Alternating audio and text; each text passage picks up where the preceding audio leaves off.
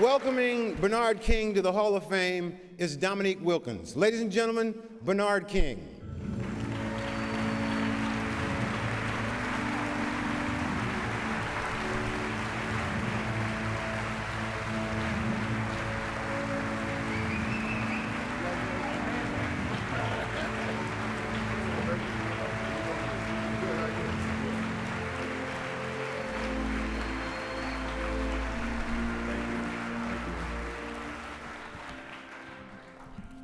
Wow, this is amazing, the Hall of Fame.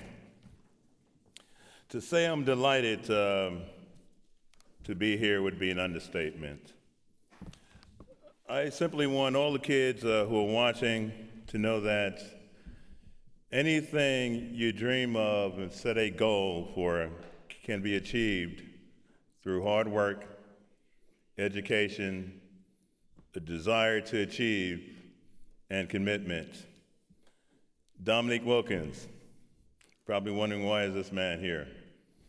I love playing against you, Dominique. I didn't like to guard you, though. This Hall of Famer personified the golden era of small forwards in which I played. Every night it was a battle. Julius Dr. J. Irving, Larry Bird, Alex English, James Worthy, Marcus Johnson, Adrian Dantley, Mark Aguirre, and Kiki Vanderway all thrived in the 80s. Dominique, you were a dominant player.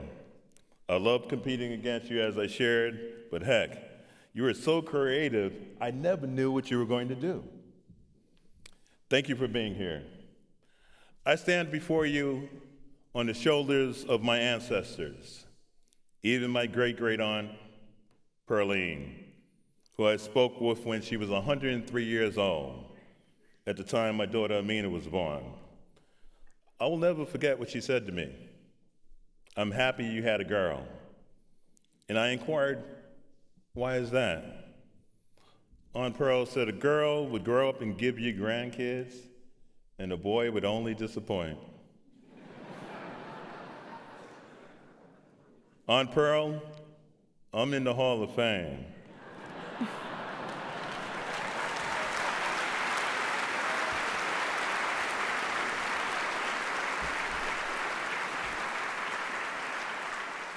I hope I didn't disappoint. I fell in love with basketball the first time I made a basket. I learned the city game and I would play every day. There were times during the winter I would clear an area of the court with my sneakers to remove the snow so I could shoot. I broke my right arm as a kid, but that's okay. I would be deterred from the game neither with a broken arm or snow. Along the way, there were coaches who helped me build bridges to my dreams. I had great coaching from Coach O'Rourke in junior high school, Ken Kern, my high school coach. Along the way, there were exceptional human beings, people who cared about kids. Lester Roberts, who owned a sporting goods store, would spend his own money to buy team uniforms and drive us to tournaments in Baltimore and other locales. Thank you, Lester. Gil Reynolds, the consummate coach, who taught me the fundamentals of the game and to respect the game and your teammates. His favorite saying was, "Son, you don't get 2 points for the way it looks." Henceforth, my conservative and efficient game was developed. I would go on to attend the University of Tennessee. At Tennessee, I teamed with a great player, Ernie Grunfeld, and played for a great coach in Ray Mears. I scored 42 points as a freshman, my first game at 17 years old. I was fortunate to team with Ernie Grunfeld. We had the best chemistry of any player I ever played with on any level. I entered the NBA draft in 1977. I was drafted by the New Jersey Nets, playing for a wonderful coach, Kevin Lockery and Rod Thorne, who's here today. I went on to play for a championship coach, Al Attles, with the Golden State Warriors, where I developed into an All-Pro. In the fall of 1982, I became a free agent and signed a contract with the New York Knicks. I was home. New York City, What an unbelievable thrill. And to put on the same jersey as the Knick legends I watched as a kid was indescribable. Earl the Pearl Monroe, a player I watched growing up and was mesmerized by his uncanny moves. Willis Reed, the captain, exemplified courage, heart, determination, leadership, all qualities I admired. Walt Frazier, all-around excellence and always delivering in the biggest of moments. Bill Bradley, precision, shooting, intangibles, and always embodying the team game. And last but not least, Dave DeBuscher, a great rebounder. I treasure playing for the Knicks and the great fans of New York. Some of you are here today. We were coached by one of the greatest in the game, Hubie Brown, whom I learned so much from. He helped me to ascend to a new level. In closing, I thank all my former teammates, particularly Darryl Walker, who's here today, and Rory Sparrow. Darryl was a great defender and a very unselfish player, and is currently an assistant coach with the Knicks. Mike Woodson, the excellent head coach of the Knicks, thank you for your support of my Hall of Fame candidacy. Carmelo Anthony, one of the best the game has ever seen. Thank you for your efforts to recognize my career, Melo. In parting, I stood here for this moment of time because of my parents, Thelma and Thomas King, who showed me the value of hard work. I watched my mother clean our clothes on a scrub board, scrubbing each item piece by piece. She would hang the clothes on a clothesline that hung over my bed, and at night, droplets of water would land on my head. Plop, plop. My wife, Nikwe, my best friend, you never saw me play, and I happen to like that. I love you. Thank you for giving us the love of our lives, our daughter, Amina, a very bright, loving, and respectful child at 15 years old. Go, Amina.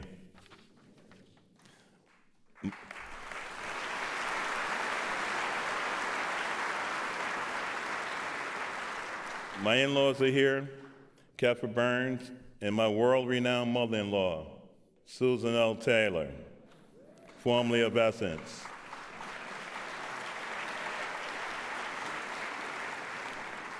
I lean on Mom, she just mums to me for advice because of her profound wisdom.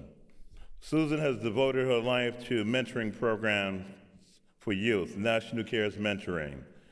Oprah Winfrey has contributed to Susan's mentoring organization. For more information, go to caresmentoring.org.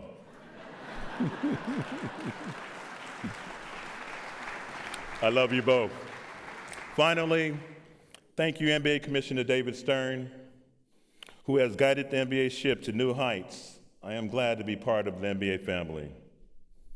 To the Hall of Fame, Jerry Colangelo, and the election committee, thank you for this moment in time I will never forget. To my documentary crew, I have to mention that, Director Jason Hayhire and my co-producer Roy Johnson, who's here today, who knows more about me than he cares to know. Thank you. Watch it this fall on ESPN. In parting, I woke up this morning with reflection in my heart. And I went to YouTube and I put on a video of a song that's dear in my heart. It's a gospel song by the great Marvin Sapp. And I think it's apropos for this moment. Henceforth, the handwritten notes. Titled, I Never Would Have Made It. Some of the lyrics are, never could have made it without you. Never would have or could have made it without you. I would have lost it all, but now I see how you were there for me. When I look back at all you brought me through, I never would have made it without you. You were there through the storm to carry me through my mess. I'm stronger, I'm wiser, I'm better, Aunt Pearline, I made it. I made it. Mom and Dad, I made it. I made it. Thank you.